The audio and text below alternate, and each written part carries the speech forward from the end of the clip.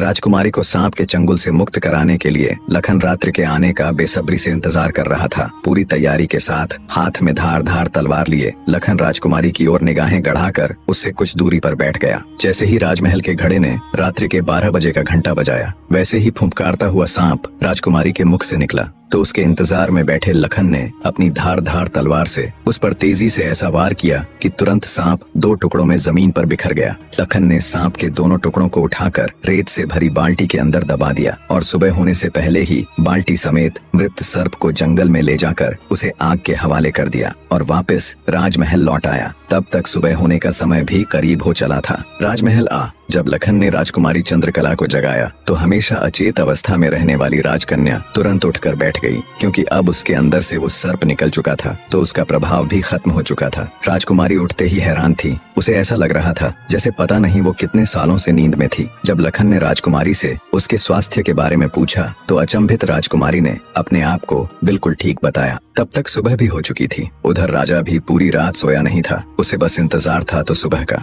जैसे ही सुबह हुई, राजा बेसब्री से भागा राजकुमारी के कक्ष में आया। जब उसने बिल्कुल सही सलामत अपनी बेटी को बैठे और बात करते पाया तो उसकी खुशी का ठिकाना न रहा। आंखों में अश्रु लिए राजा ने तुरंत अपनी लाडली बेटी को गले लगा लिया। भरे हृदय से राजा ने हाथ जोड़कर लखन का शुक्रिया अदा किया और अपनी शर्त के अनुसार राजकुमारी चंद्रकला का विवाह लखन के साथ कर दिया। जब राजा ने लखन को अपना आधा राज्यपाट देना चाहा तो लखन ने राज्य लेने से साफ मना कर दिया। ऐसा स्वाभिमानी दामाद पाकर राजा चंद्रसेन खुशी से फूला नहीं समाया। उसने खुशी खुशी बहुत सारा धन देकर अपनी बेटी चंद्रकला को लखन के साथ विदा कर दिया। जब राजकुमारी चंद्रकला को ले लखन अपने राज्य उज्जैन नगरी पहुंचा तो उसकी भाभी समेत पूरे परिवार ने उन दोनों का हार्दिक स्वागत किया। लखन खुशी खुशी अपनी नवविवाहिता पत्नी राजकुमारी चंद्रकला के साथ रहने लगा। कुछ ही दिन बाद उज्जैन नगर में एक भव्य समारोह था, जिसमें राजकुमारी चंद्रकला भी अपनी भाभी के साथ समारोह देखने गई हुई थी। तभी मेले में दूसरी तरफ से दैत्य दंभिकासुर ने प्रस्थान किया। इतने बड़े दानव को देख समारोह में हड़कंप मच गया। हर कोई अपनी जान बचाने के लिए इधर उधर भाग रहा था। दैत्य को देख राजकुमारी चंद्रकला भी अपनी भाभी के साथ जब समारोह से भागकर जाने लगी, तभी दंभिकासुर की नजर राजकुमारी चंद्रकला पर पड़ गई।